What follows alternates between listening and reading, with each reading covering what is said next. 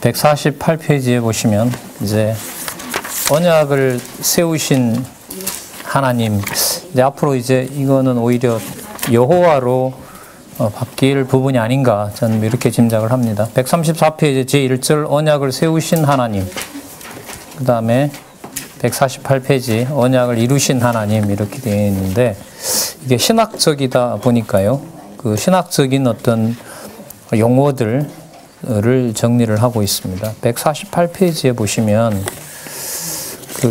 어쨌든 이게 다 공부해 가야 될 부분이어서요. 그 밑에서부터 보시면 네 번째 줄에 여호와께서 아담에게 세우신 언약은 실체적, 원형적, 그다음 내면적, 신령적. 노아와 이스라엘에게 하신 것은 예표적, 모형적, 외면적, 육체적. 이게 여러분들 이 언약과 성취 섭리도 안에 보면 이런 개념들이 들어가 있죠. 여기 보면. 그리고 영상으로 보시는 분들은 좀 불편하실 텐데요. 여호와의 언약과 성취 섭리도 보시면 됩니다. 네. 보시면은요, 지금 말씀드렸던 이런 개념들이 나오기 때문에요. 이게 전체적으로 한눈에 볼 수 있도록 해놨습니다. 149페이지에 보시면 노아에게 세우신 언약은 일반 원총적인 것이고 모든 인류에게 적용되지만 이스라엘 열조에게 세우신 것은 특별 은총적인 거고요. 이스라엘 백성에게만 국한되는 거죠. 그죠? 예, 노아의 일반 은총은 그리스도께서 오셔서 천년왕국으로 이루시는 걸로 회복할 때까지 이루어지는 거죠. 근데 그 노아 언약에 근거하고 있다는 사실을 또 하나님의 그 지금으로 말하면 교회, 하늘과 땅을 통일시킨 하나님의 교회를 위하여 그 일반 은총을 사용하고 있다는 것을, 그 관계를 모르면은 일반 은총은 그냥 자연이구나 이렇게 판단하게 됩니다. 우리에게는 그런 면에서 되게 중요하죠. 이스라엘 역사를 본다는 게. 그리고 그 밑에 보면 예표적이고, 세 번째 줄에 보면 예표적이고 모형적이다라고 얘기하죠. 이스라엘 백성들에게 한 거요. 그리고 밑에 보면 외면적이고 육체적이다라고 얘기를 하죠. 그러면 이제 예수님과 관련해서 보면 밑에서 다섯 번째 줄, 여호와 하나님께서 첫 아담에게 세우신 실체적이며 원형적인 언약을 둘째 아담으로 오실 예수 그리스도를 통하여 내면적이고 어떻게 신령한 것으로 그렇게 이루신다라고 보시면 될 것 같습니다. 그 강론집 1권 새로 나온 성경 강론 1권 개정판에 보면 이제 타락 전 언약, 타락 후 언약, 그게 타락 전 실체, 타락 후 실체 이렇게 해서 정확하게 실체 언약과 연관을 시킵니다. 그러니까 노아의 언약, 타락 후에 노아와 세우는 언약이 아담에게 했던 언약이 연관이 돼야 되고, 그 기초를 두고 노아의 언약이 설명된다는 거죠. 그 노아 언약의 내용 속에 이스라엘을 선택하는데, 그 이스라엘에게 그렇게 선택한 이스라엘이지만 그게 바로 뭐예요? 모형적이다라는 거죠. 모형적이다라고도 할 수 있고요. 실체로 가기 위해서 시작이 됐다고 봐도 돼요. 아셨어요? 그러니까 노아에게 했던 일반적인 언약 있죠. 그죠? 그 일반적인 언약이 아담의 언약과 관계가 있을까요? 없을까요? 직결되죠. 자, 직결되는데 아브라함을 선택해서 모형적인 언약이 시작되잖아요. 그럼 이게 모형이다라고 이게 좀 가치가 떨어진다 이거보다가요, 노아에게 했던 구체적인 언약이 구체적으로 이스라엘 백성을 선택함으로 이제 뭐로 가는 시간이 시작이 되고 있다. 그렇죠. 그렇게 보셔야 돼요. 저거는 모형이고 실체다. 이걸 이제 이분법적으로 떨어뜨리면 안 되고요. 저 그림이 여러분들 언약 성취 섭리도가 저게 하나잖아요. 그죠? 동그라미가 작은 것까지는 10개라고 해도 그림을 보실 때는 마지막 그림 하나로 다 통일을 시켜야 되거든요. 하나님과 세계와 인간의 관계도 그 도표도 여러분 다 가지고 계시니까요. 그것도 마찬가지입니다. 영원하신 하나님께서 영원한 생명을 인간에게 은혜로 주신 말씀, 생명의 말씀으로 지금도 계속해서 공급하고 계신다. 이렇게 보시면 됩니다. 자, 그런 개념들이 나타나고 있고요. 자손 땅 통치 언약을 전부 여호와께서 이루신다.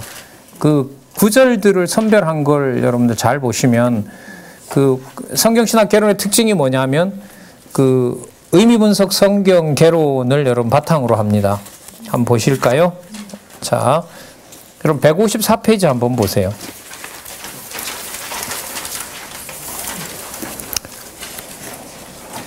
그 155페이지 각주에 보셔도 되지만은 그 전부 뭐예요? 성경의 그 내용들을 다 요약했다고 얘기하고 있죠. 그죠? 157페이지에 가셔도 보면 각주 62에서 66에도 보면 전부 뭐예요? 성경 어디서부터 어디까지 참조하라고 일러주고 있죠. 대한성서공회에서 나온 개역 한글판 성경에 보시기 바랍니다라고 여기서 안내를 하고 있습니다. 자, 그래서 이런 부분은 중요하죠. 158페이지 땅언약과 관련해서 쭉 설명을 하고요. 자, 43절에 보시면 여호와께서 이스라엘 열조에게 맹세하사 주마하신 온 땅을 이와 같이 이스라엘에게 다 주셨으므로 그들이 그것을 얻어 거기 거하였으며. 자, 여호와께서 또 한 번 나오죠. 이게 44절입니다. 여호와께서 그들이 사방에 안식을 주셨으되 그 열조에게 맹세하신 대로 하셨으므로 그 모든 대적이 그들을 당한 자가 하나도 없었으니 이는 여호와께서 나오죠. 여호와께서 그들의 모든 대적을 그들의 손에 붙이셨습니다. 45절입니다. 여호와께서 이스라엘 족속에게 말씀하신 선한 일이 하나도 남음이 없이 다 응하였더라. 여러분, 정복 전쟁하면서 사람을 많이 죽였어요? 적게 죽였어요? 무슨 일이었다고요? 무슨 일을 이루는 과정이었다고요? 아니, 거기 본문에 보세요. 45절. 여호와께서 이스라엘 자손에게 말씀하신 선한 일이 하나도 남음이 없이 다 응하였더라. 선한 일이에요? 씨를 말리고 정복을 하고 여호와께서 그 해를 중천에 머물게 했죠. 뭐 하라고요? 더 죽이라고. 선한 일이에요, 그래도? 네. 다시요. 계시성, 절대성, 네. 조건성, 은혜성. 이런 일은 진짜 충격입니다. 진짜. 그리고 알 수가 없어요. 인간의 이해로는. 맞죠? 네. 성경신학의 주관자가 그래서 중요합니다. 여호와께서 맞죠? 거기 다 그렇게 표시되어 있을 거라고 생각합니다.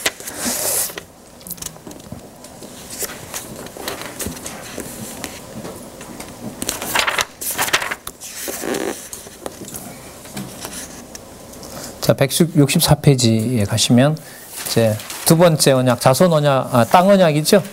땅 언약 이제 정리하면서 이제 넘어가는데, 자, 그래서 여러분 요건 이제 강론하고는 달리 앞부분에 나타난 절대적 방법,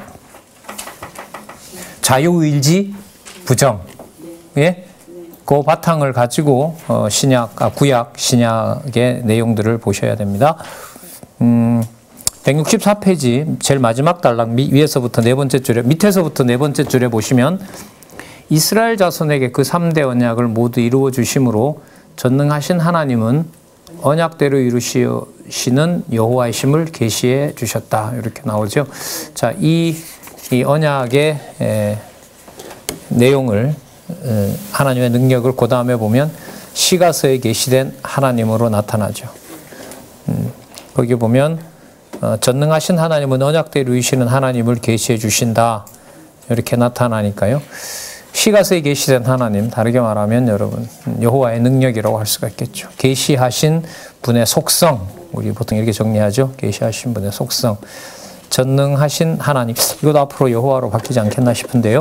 신실하신 하나님, 주권자이신 하나님, 영원하신 하나님, 자비하신 하나님, 이게 이제 시가서의 논리대로, 그러니까 이게 바로 그 구약 신약의 그 핵심적인 주제가 되는 겁니다. 전능성, 신실성, 주권성, 영원성, 자비성. 이게 바로 누구냐면 여호와 하나님이 그러시다는 거잖아요. 자, 그렇게 해서 시가서에 계시된 내용들을 쭉 설명을 하고 있습니다. 그러니까 이 순서가요. 이런 순서가 여호와 하나님의 속성을 이해해 가는 것하고 바로 직결되는 거죠. 자, 무슨 뜻이냐면 욥기서 보면 처음에 보면 욥이 망하는 내용 나오죠. 여호와께서 망하게 하심. 그 다음에 여호와께서 뜻대로 하심. 그 다음에 여호와께서 흥하게 하심. 이렇게 나오잖아요. 예를 들면 망하게 하는 과정도 보면 이제 그 재물과 자녀들을 다 데려가잖아요. 그죠?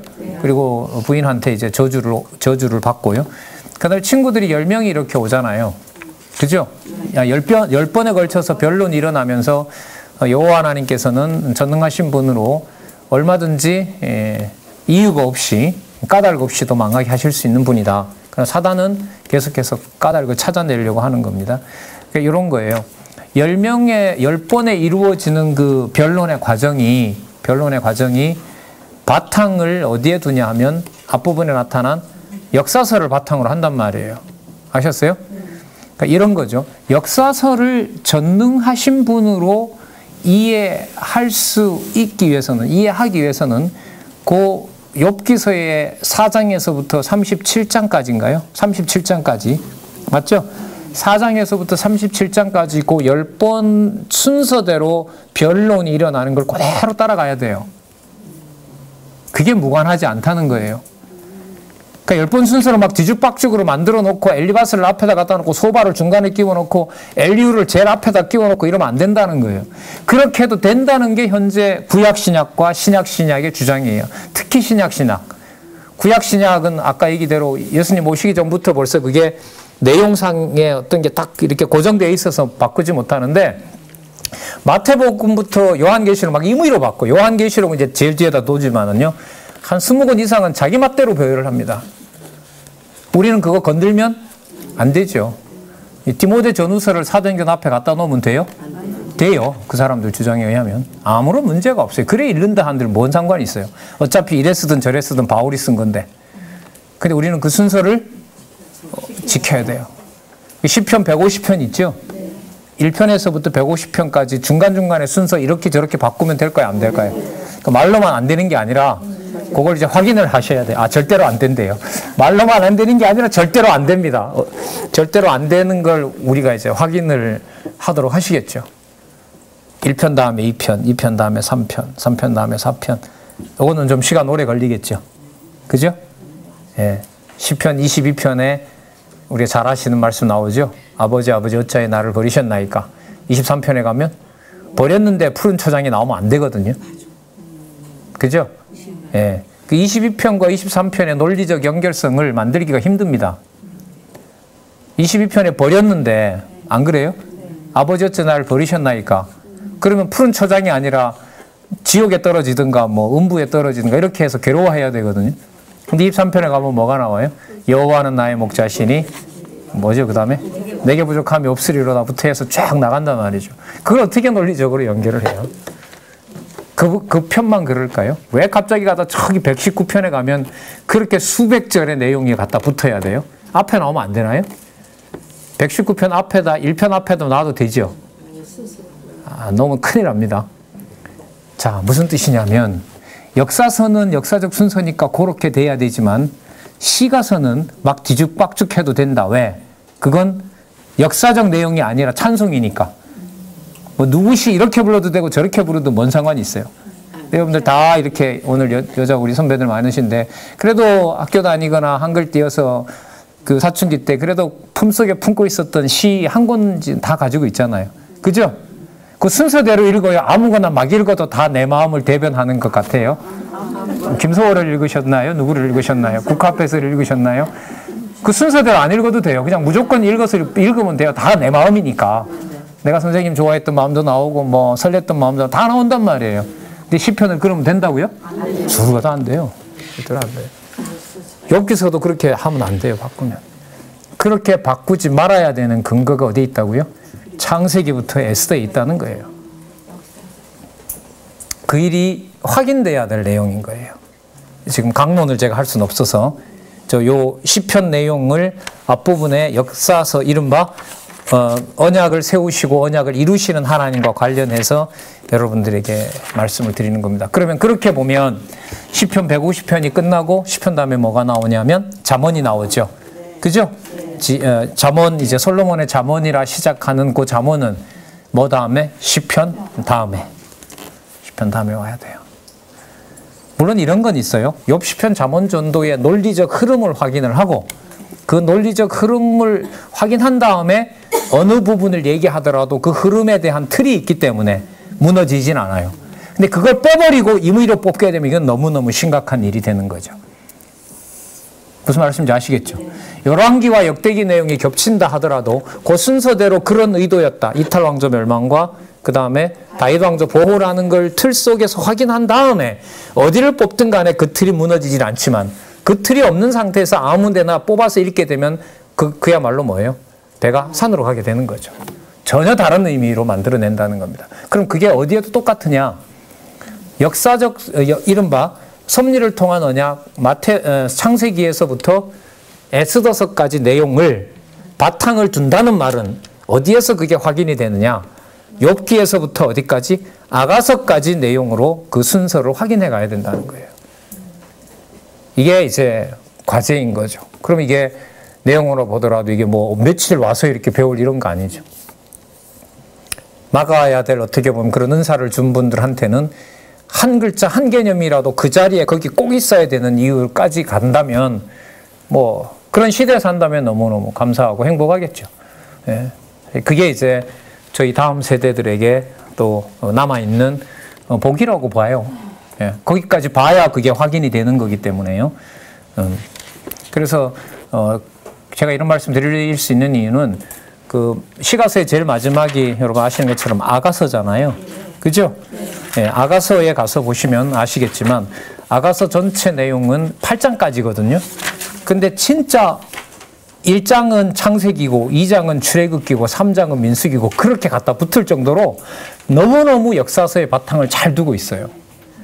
그러면 여러분 시가서의 내용이 아가서의 내용이 1장 창세기서부터 예를 들면 8장 뭐까지 에스더서까지라면 앞부분도 그렇다는 거예요? 안 그렇다는 거예요?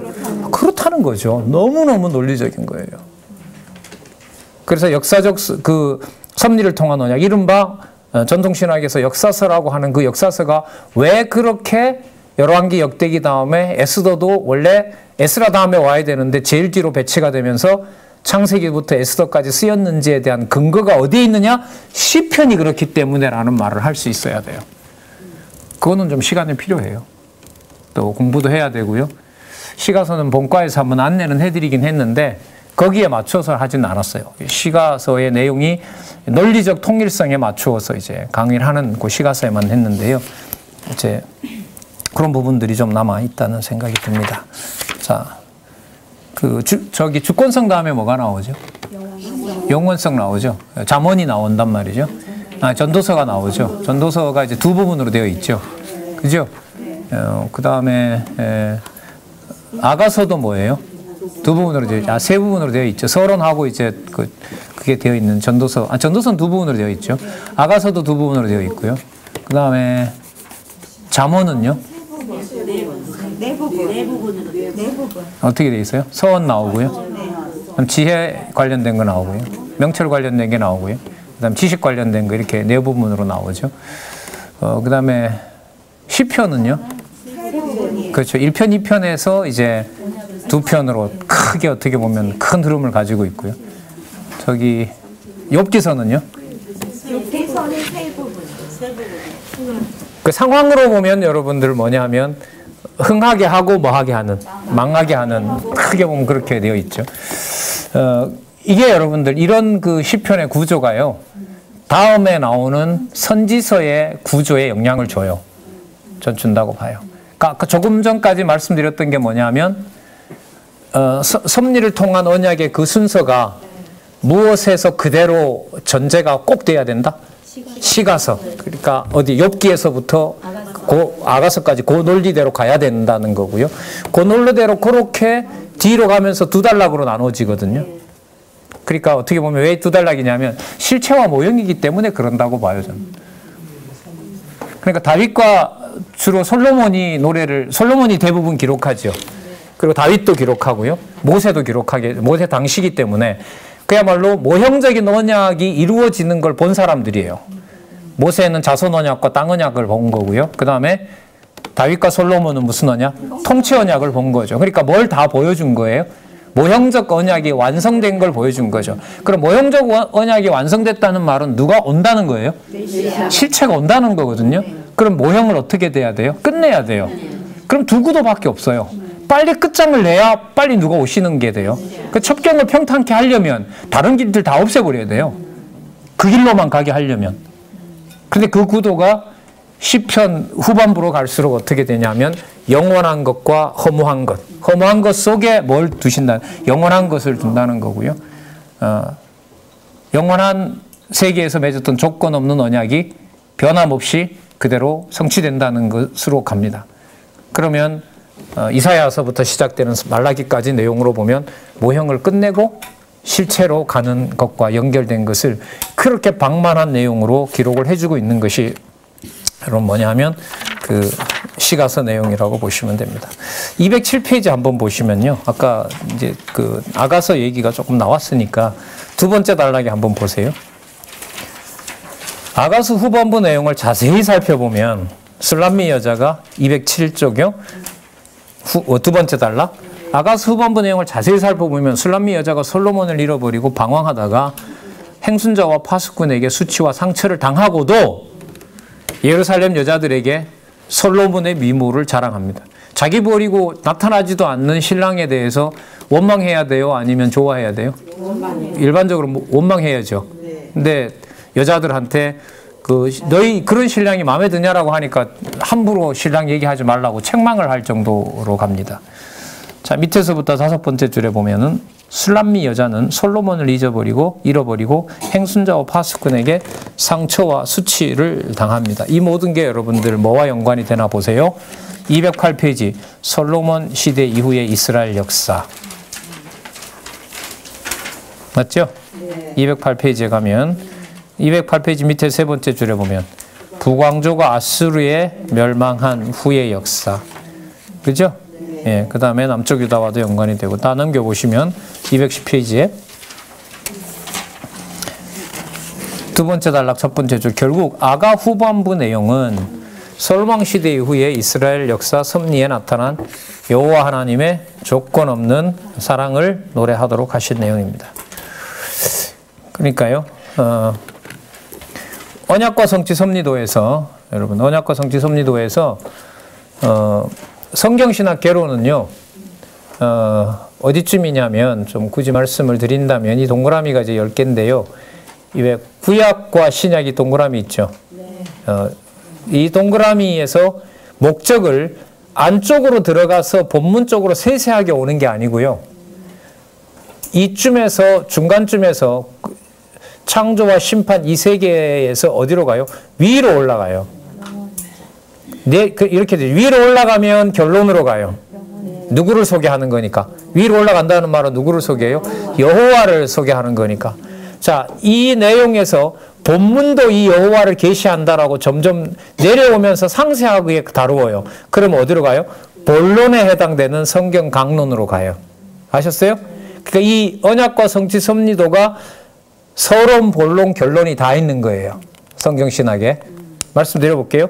제일 바깥의 그림에 근거해서 창조부터 심판까지를 개괄적으로 설명한 게 뭐냐면 의미 분석 성경이에요.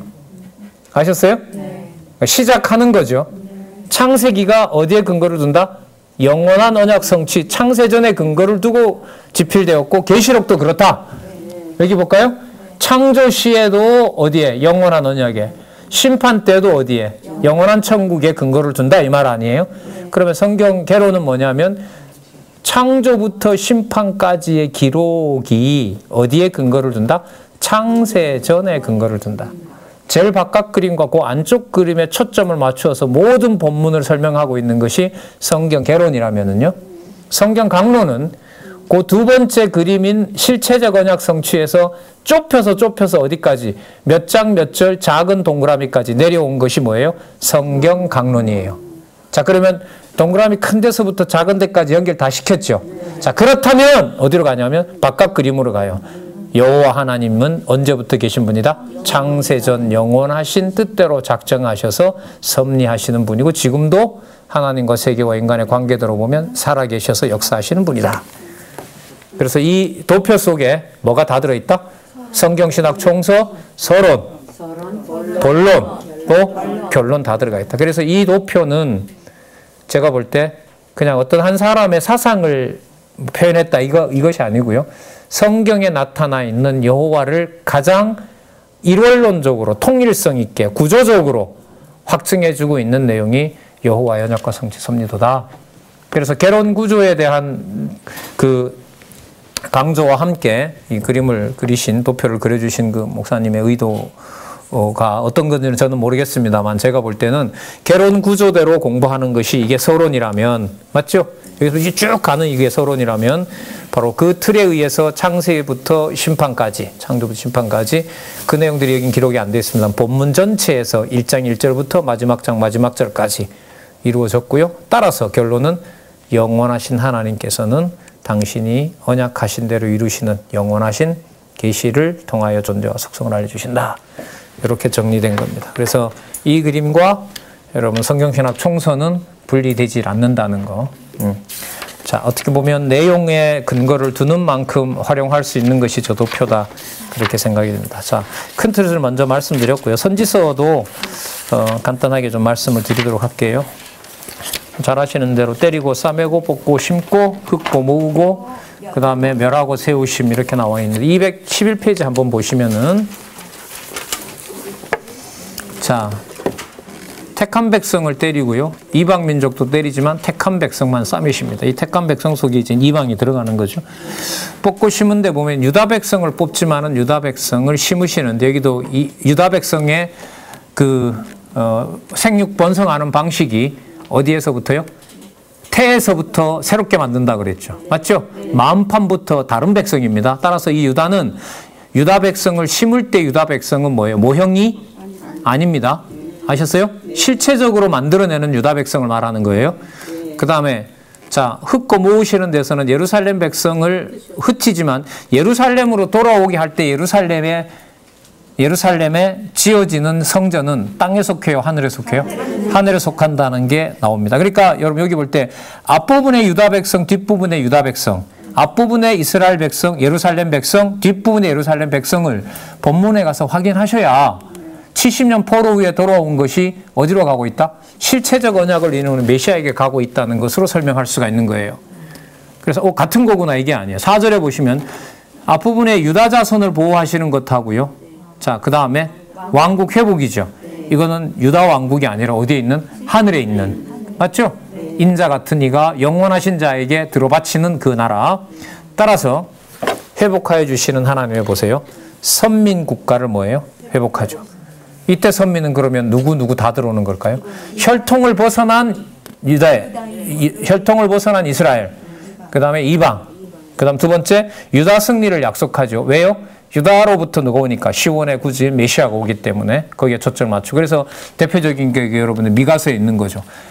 베들레헴 에브라다에 얼마나 작은 데인데 여러분 왕이 통치하는 곳은 어디여야 돼요? 여러분 왕이 태어나면 어디에서 태어나야 돼요? 왕궁이 어디에 있어요? 사마리아에 있어요? 아니, 어디에 있어요? 예루살렘에 있죠. 그러면 예루살렘에 태어날 것이다 이렇게 해야 이렇게 말이 되거든요. 근데 어디를 지목해요? 그 작은 베들레헴이 작은 게 아니다. 뭐도 바꿔버려요? 예루살렘이 가지고 있는 그림자 의미도 바꿔버려요. 작은 성 에브라다, 베들레헴 중에서도 에브라다의 베들레헴, 거기를 지목해버려요. 어디가 아니라 예루살렘이 아니에요. 그게 미가서의 내용입니다. 그 다음에 성전 제사를 회복한다. 이 말은 성전 제사 이제부터 받지 않겠다. 이게 바로 여러분 소선지서 말라기의 내용들입니다. 다행스럽게도 요즘 이제 이 선지서를 특히 소선지서를 여러분들하고 하고 있기 때문에 좀 더 말씀을 드릴 수가 있고 여러분들 지금 대답도 해주시고 해서 좀 공부에 우리가 도움이 서로들이 되고 있다 생각이 듭니다. 자, 259페이지 볼게요. 거기 시편 147편 1절에서부터 3절 나와 있죠. 159페이지, 259페이지 죄송합니다. 259쪽. 우리 같이 한번 읽어볼까요? 259쪽이요. 시작.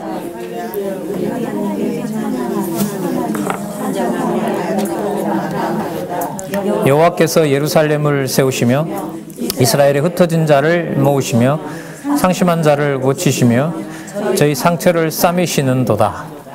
이제 진선미 전부 다 여호와 하나님께서 예루살렘을 세우시고 모은 자를 모으고 회복하시고 상처를 싸매주는 것으로 나타나 있습니다. 시편 내용이죠. 따라서 시편이 선지서의 근거가 됩니다. 시편 147편이 근거가 되는 것이 아니라 시편 전체가 무엇에? 선지서 전체의 근거가 되고 있다. 자, 이걸 이 부분을 통해서 살펴볼 수가 있습니다. 그러면 처음에 시작했던 그 구약 신약에 있어서 근거, 그죠? 맞죠? 그 근거의 외부 근거, 그러니까 상호 근거, 신약과 상호 근거. 그 다음에 구약 내에 들어가서 창세기부터 말라기까지 그 순서대로 돼야 되는 거. 그게 말씀을 아까 드렸었죠? 그렇게 치밀하게 그런 내용들이 풍부하게 머릿속에 다 들어가 있는 것 자체가 성경신학의 목적이 될 수가 없다. 하지만 필요하다. 필요하다는 거죠. 그걸 통하여 누구를 경외하도록? 여호와를 경외하도록. 여호와를 경외한다는 것은 전적으로 하나님의 뭐다? 은혜다. 그러니까 보여줬으니까 가능하고요. 그죠? 당신의 방법대로 하시는 거고요. 당신의 방법대로 하는 걸 택자들에게는 깨닫게 하지만 그렇지 않은 자들에게는 심판하시는 거죠. 그래서 계시성과 절대성과 조건성과 은혜성 동시에요. 그렇게 구약 신약이 이루어졌다라는 사실을 좀 염두에 주시면, 자, 그러면 그거 그대로 어디로 넘어가요? 신약으로 그대로 넘어가는 거예요. 신약으로. 자, 조금 일찍 마치도록 하겠습니다. 그래서 다음 달 마지막 달에요. 성경신학 총서 해설 마지막 시간을 갖도록 그렇게 하겠습니다. 그리고 뭘 할지는 그때 가서 또 말씀을 드리도록 하겠습니다. 기도하겠습니다. 하나님 아버지 감사합니다. 오늘도 귀한 시간 허락해 주시고 구약 성경에 나타난 여호와 하나님에 대해서 깊이 생각할 수 있는 시간을 허락해 주셔서 감사합니다. 어떤 조건도 찾을 수가 없습니다. 그러나 이렇게 여호와 하나님 점점점 믿어지게 하여 주시고 여호와 하나님 살아계신 것을 찬양하고 싶은, 또 경외하고 싶은 갈급함을 또한 주셨습니다.